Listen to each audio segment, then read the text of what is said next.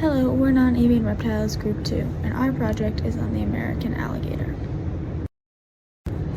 The taxonomy of the American alligator is Kingdom Animalia, phylum Chordata, class Reptilia, order Crocodilia, family Alligatoridae, genus Alligator, and species Alligator mississippiensis. The American alligator is a large semi-aquatic reptile similar to crocodiles. Their body is around 6 to 14 feet and it's covered in dark green, almost black scales that are very coarse.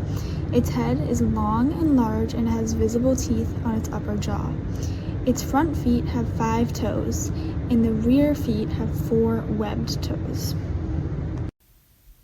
The American alligator is found in the southeastern United States, with a broad habitat range going from the southern coast of Texas up to coastal North Carolina. They tend to be in coastal marshes most commonly, but they inhabit any fresh water they can find, like rivers, lakes, marshes, swamps, bayous, canals, and ponds. They also can tolerate salt water for short periods of time, but they tend to stay away from it for the most part. Research our group decided to focus on looked at how alligators can be helpful in fighting off multi-drug resistant bacteria in humans. The background is that alligators need a strong immune system because they live in warm, swampy waters and they're opportunistic feeders, meaning they are willing to eat dead animals. This means they have a life filled with much bacteria. The antimicrobial peptides in the alligators are responsible for keeping them protected from the bacteria they encounter before antibodies for a bacterial infection can be produced. These are also helpful in fighting off multi-drug resistant bacteria in humans. A few different methods were used to explore the properties of the peptides in the plasma of these alligators. Circular dichroism spectroscopy was used to determine the secondary structure of the peptides.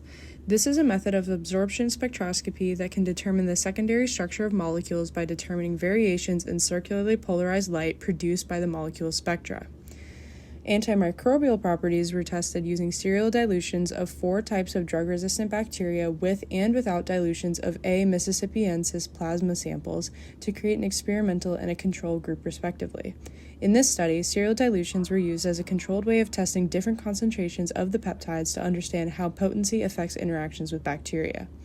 The hemolytic properties were assessed via plating techniques as A. mississippiensis peptides were compared to LL37, a human antimicrobial peptide. Hemolytic activity is a measure of how much hemoglobin is released due to the lysis of red blood cells as they interact with peptides. Plasma peptides were tested in contact with sheep's blood and incubated for an hour to explore the presence or absence of this property. The researchers focused on 3 of the peptides that they discovered using a novel bioprospector process. The 3 peptides that they focused on were APO5, APO6, and A1P. The researchers found that all 3 of these peptides presented significant antimicrobial activity against antibiotic-resistant E. coli, B. cereus, S. aureus, and P. aeruginosa at concentrations of 50 micrograms per milliliter. Essentially, they were able to permeate the membranes of these bacteria, even though they were resistant to antibiotics. Additionally, they found that APO5 and APO6 peptides were able to permeate the membrane of antibiotic-resistant E. coli at concentrations lower than 50 micrograms per milliliter by depolarizing the membrane and forming pores. The depolarization caused ion leakages, which disrupted the ion and chemical gradients in bacterial cells. This disruption caused the bacterial cells to die.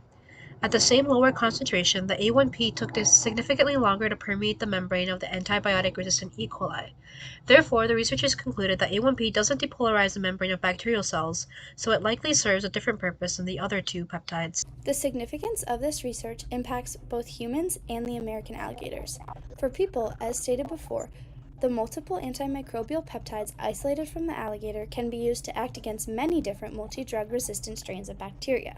Drug-resistant bacteria are becoming increasingly prevalent due to the increased use and misuse of antibiotics. These bacteria are estimated to cause nearly 40 million deaths between now and 2025, making this a significant issue. For the alligators, the potential benefits they pose for human health will help encourage greater conservation efforts for their population. In the late 20th century, the American alligator was listed as endangered and was placed under federal protection by the Endangered Species Act. The noticeable decline in the alligator population was mainly due to years of overhunting for their meat and hides. The population has since seen significant growth, meaning their current IUCN status is least concern. However, there's a new threat to the American alligator population. The southern coast of the United States has seen sea level rises even faster than the global average, which is leading to a decreased population of the American alligator due to their habitat loss since more water is becoming saltwater, which they can't live in for an extended period of time. The discovery of direct potential benefits of American alligators to human health will help their conservation remain prevalent as they are undergoing yet another threat. These are our sources, and thank you for listening.